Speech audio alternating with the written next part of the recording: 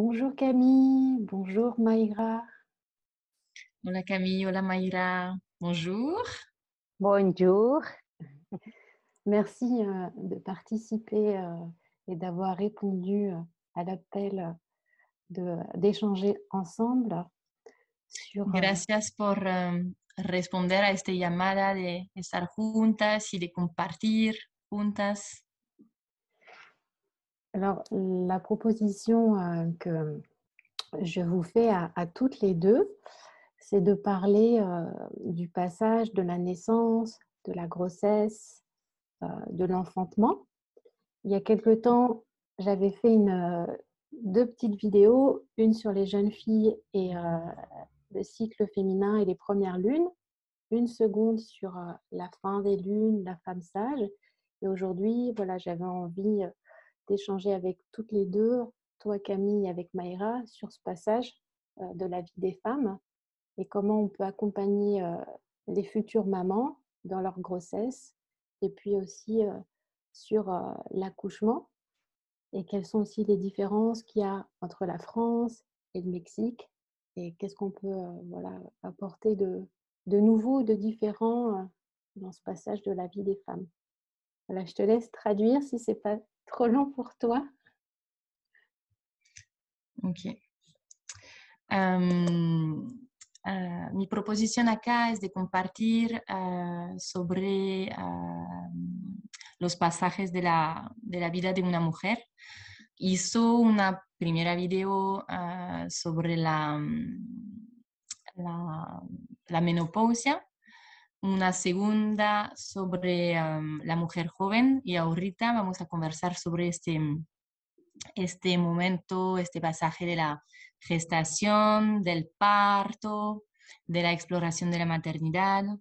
Y, y me gustaría compartir, porque vivimos en lugares diferentes, y de ver cuáles son las diferencias entre Francia y México, de cómo acompañar a las mujeres en este pasaje y, y qué podemos aportar para apoyar en esos pasajes.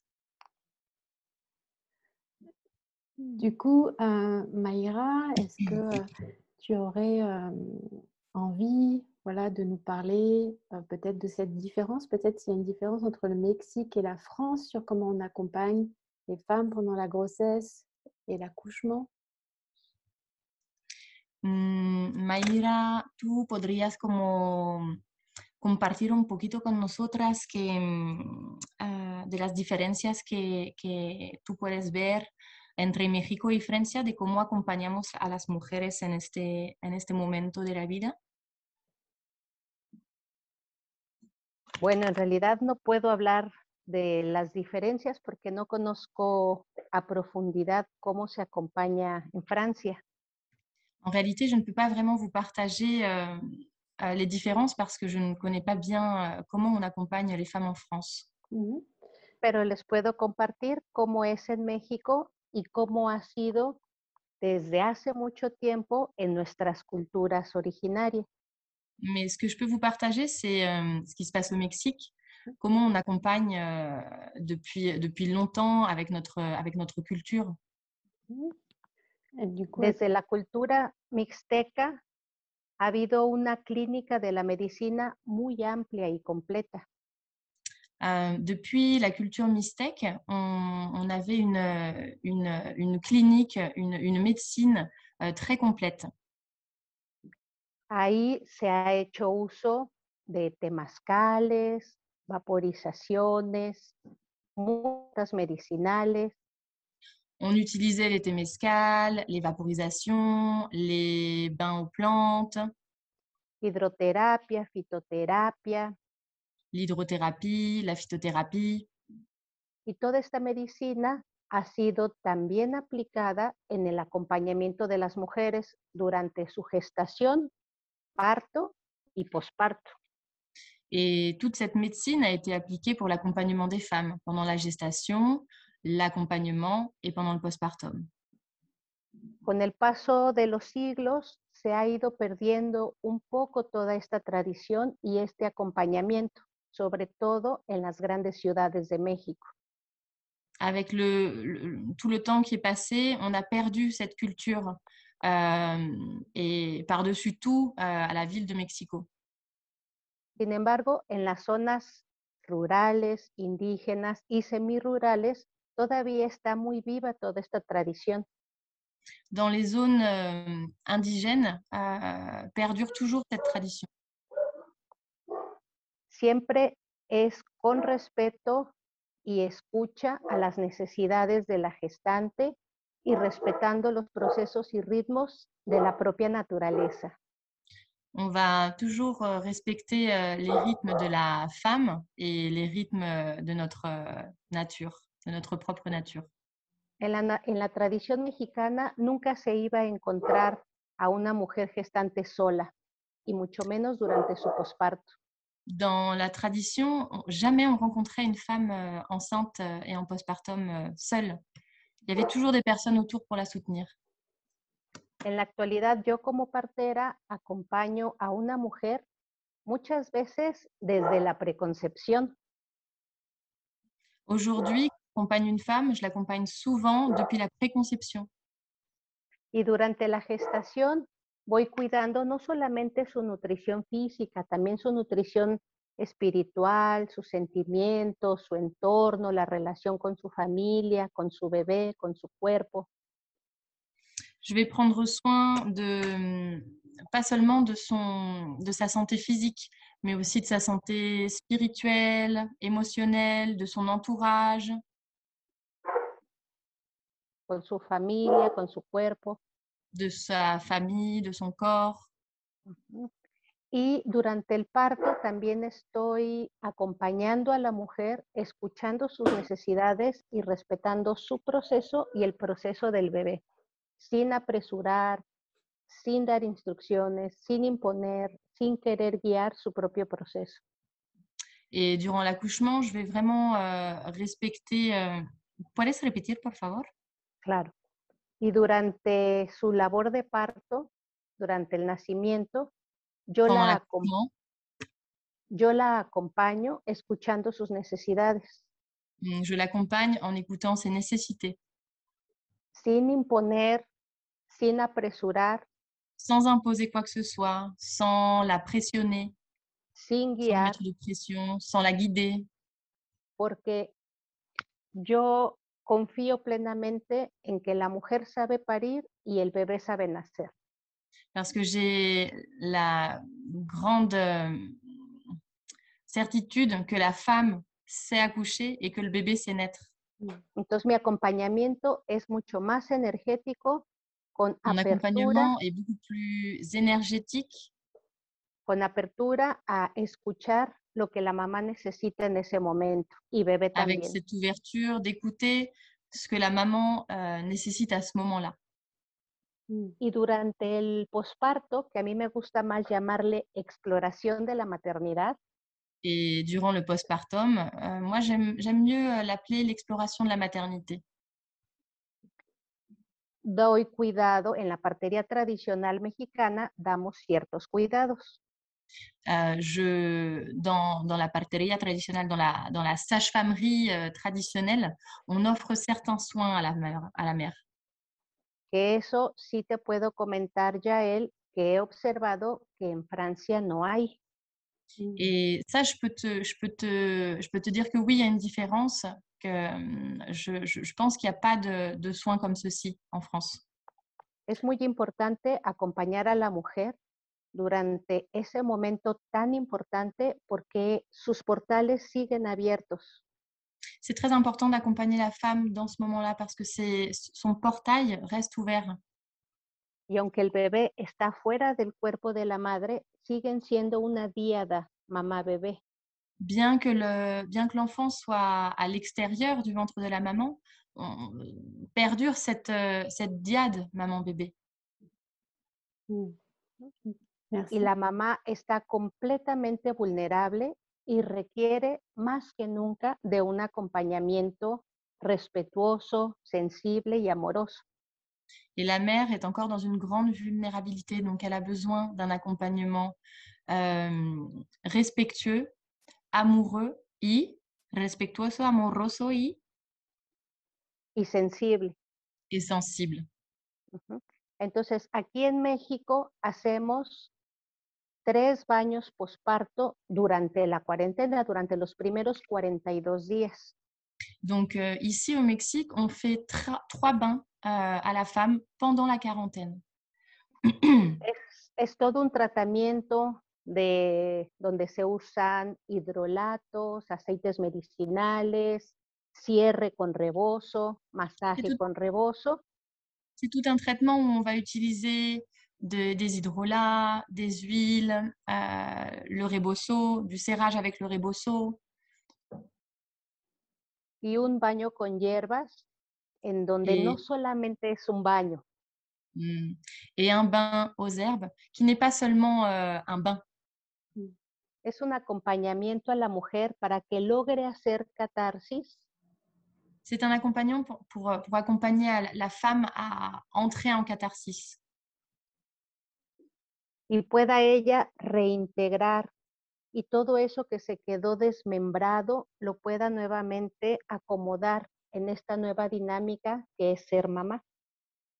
pour qu'elle puisse se réintégrer et que toutes ces parties qui se sont démembrées puissent se réunifier et qu'elle puisse y que puede Que pueda reintegrar, asimilar esta qu'elle nueva dinámica de ser mamá. et qu'elle puisse réintégrer et assimiler cette nouvelle dynamique qui est le fait de devenir mère. Mm. J'entends bien et je comprends bien la subtilité de la différence. En tout cas, c'est comme si au Mexique, il y avait quelque chose qui enveloppe la femme avec toute une douceur, avec les plantes, avec un accompagnement et puis avec peut-être une spiritualité, est-ce qu'on peut dire du sacré. Peut-être que nous, on a perdu chez nous et qu'en même temps, nous, on recherche puisque ici, les femmes aussi en France, elles sont en recherche ou en quête de se former auprès des femmes comme Mayra. Puedo sentir que sí, la diferencia que hay entre Francia y México, que como en México vamos a apapachar a la mujer y estar presente para ella y podemos sentir que acá en Francia hemos perdido este forma de cuidar a la mujer y que estamos como en una búsqueda de esta tradición, de este forma de apapachar y que vamos a buscar también transmisiones de mujer como tú para como reencontrar esta forma de cuidar, ¿no? Et je Y me pienso, pardon. Je voulais juste poser aussi une question à Camille. Parce que Camille, tu as initié le fait de venir, en tout cas de faire venir Mayra. Et donc, qu'est-ce qui toi aussi t'a amené à organiser et à faire venir Mayra pour qu'elle nous transmette tout ce savoir qu'elle nous a un peu raconté là? Moi, j'étais sur le chemin de l'accompagnement à la vie après avoir accompagné la mort et je suis partie au Mexique pendant plusieurs mois où j'ai eu la chance de rencontrer Mayra. Et pendant ces mois que j'ai passés au Mexique, j'ai pu aborder, j'ai pu baigner dans cette tradition. Et j'ai eu envie, j'ai senti qu'ici en France, comme tu le partageais, il y avait cette soif de reconnexion à ce sacré, à cette forme de prendre soin du village dont on parle beaucoup, mais qui en France, où on est beaucoup de familles nucléaires éclatées partout, on a du mal à avoir cet enveloppement. Et j'ai pu ressentir cette forme justement de village au Mexique et j'ai eu envie d'apporter ça en France. Et donc, je suis tombée enceinte à mon retour et j'ai eu tout l'espace pour créer. J'étais dans ma gestation, mais aussi dans toute ma créativité. Et j'ai eu très envie d'inviter Mayra à ce moment-là à venir nous partager tous ses savoirs. Mm. Est-ce que tu as envie de lui traduire? Me estaba preguntando por qué esta invitación de invitarte acá en Francia para compartir todo eso porque en mi vida me vino esta intuición, ¿no? Y estaba compartiendo que cuando fui en México he podido sentir esta tradición, este apapacho del pueblo que va a cuidar a las mujeres. Y cuando volvió acá, me embaracé y sentí este llamada de traer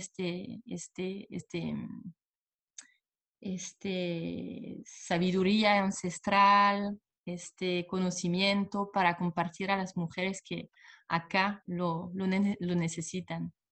Mm. Y todas las mujeres lo necesitamos. Si. Elle dit que toutes les femmes ont besoin de cette sagesse et de ces transmissions. Oui.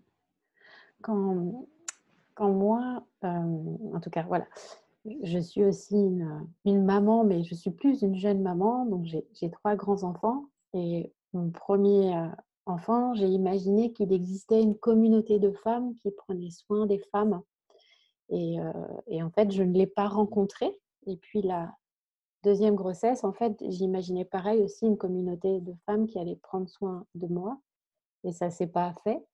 Et c'est à la troisième, en fait, que j'ai rencontré cette communauté à travers les doulas. Et c'était toute cette émergence aujourd'hui des doulas, de cette réflexion sur le prendre soin et l'accompagnement des femmes. Et du coup, en entendant parler Maïra et en t'entendant parler, c'est ça que je mesure en fait qu'elle existe vraiment, cette communauté de femmes, qu'elles soient des sages-femmes ou pas forcément des sages-femmes, mais des femmes qui prennent soin d'autres femmes au moment en fait de la grossesse et puis après et au moment aussi de l'accouchement. Donc c'est pas un mythe en fait, il existe vraiment. Alors peut-être pas chez nous, ou peut-être que nous sommes en train de le recréer, mais en tout cas il existe, voilà, à travers une partie du Mexique. Et à savoir, est-ce que aussi, du coup, les femmes au Mexique aujourd'hui retournent à ces traditions? Yo soy mamá de 3 hijos y cuando me embaracé la primera vez imaginaba que iba a tener un pueblo que me iba a sostener y no lo encontré. Y me embaracé una segunda vez y también estaba imaginando este pueblo apapachándome, cuidándome y ya no lo encontré. Y por mi tercer bebé ya encontré esta comunidad y, y me dio cuenta que ya existe acá en Francia esta comunidad de doula, de sage-femme, partera, que están acá para cuidar. Et ta question, c'était quoi, Yael? Excuse-moi, je me suis perdue avec... Ma question aussi, c'était de savoir si aussi maintenant aujourd'hui les femmes mexicaines retournent à ces traditions de sage-femme traditionnelle et aussi d'accompagnement. Et quand tu dis le pueblo, en tout cas d'accompagner les femmes Ouais. dans cet enveloppement. Y pues veo que esta comunidad existe acá en Francia y mi pregunta estaba en México. Las mujeres vuelvan en esta tradición de acompañamiento, de pueblo, de cuidar a la mujer. ¿Tienen que volver en esta tradición o ya están y esta tradición sigue? Sí, justamente en las últimas décadas se ha ido perdiendo mucho esa tradición. Justement, dans cette dernière décennie, on a beaucoup perdu cette tradition. Que ha venido paralelamente con la pérdida del conocimiento de la partería tradicional. Qui est venue en même temps que la perte de la connaissance de la sage-famerie traditionnelle. En los 80s fueron muy atacadas y perseguidas las mujeres parteras aquí en México. Dans les années 80, les sages-femmes traditionnelles, les parteras, les accoucheuses ont été attaquées au Mexique. Y muchas Persécutées. dejaron la labor. Et donc, il y en a beaucoup qui ont arrêté ce travail. y sus siguientes generaciones, hijas y nietas, ya no quisieron continuar. Et donc, les générations d'après, les filles, les petites filles n'ont pas voulu continuer. Y en los últimos años siento que esto está resurgiendo, se está retomando todo este conocimiento ancestral. Et dans ces dernières années, j'ai senti comme une résurgence de cette envie de reconnexion à cette sagesse ancestrale.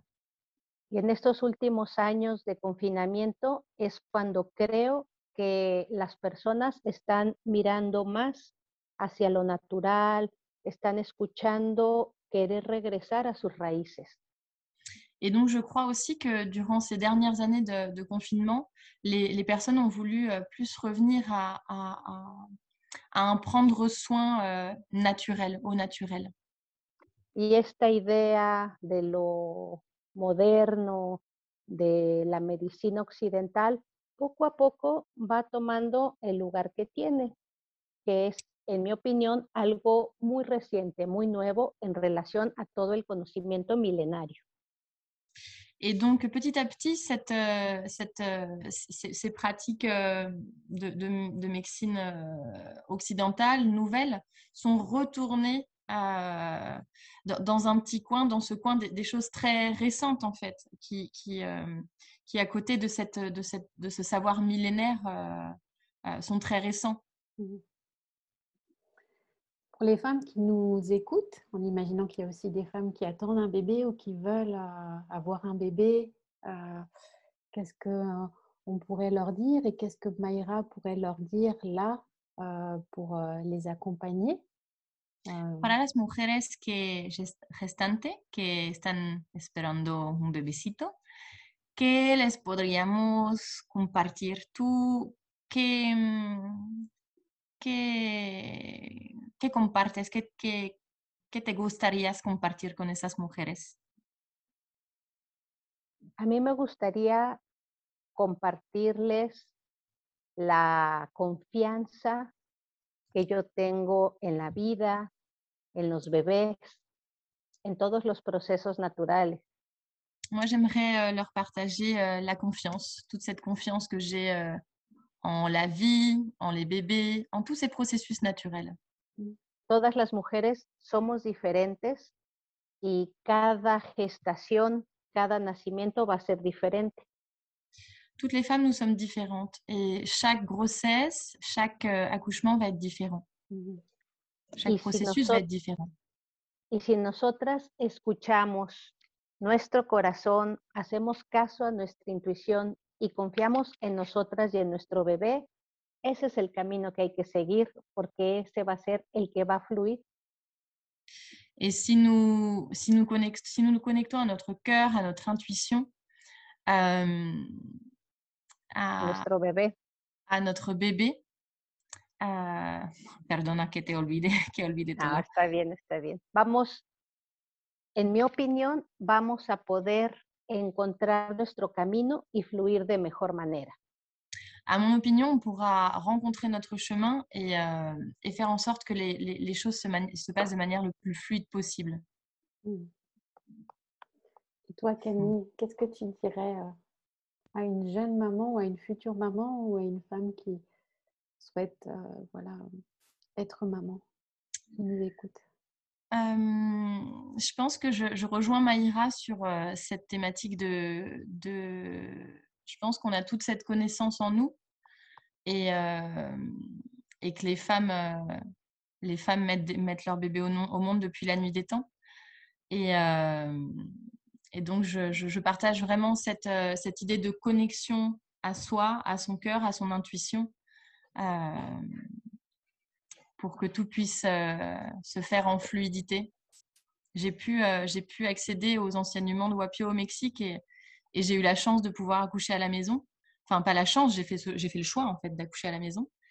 Et ces enseignements m'ont vraiment guidée en fait. On a toute la sagesse à l'intérieur de nous. C'est très beau, on a toute la sagesse à l'intérieur de nous.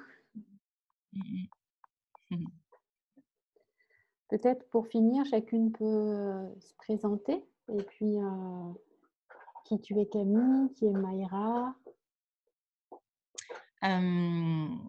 quizás para cerrar nos podemos presentar, decir quién somos, qué hacemos. Así que te doy la palabra. Gracias. Pues muchísimas gracias, Yael y Camila, por este espacio para compartir.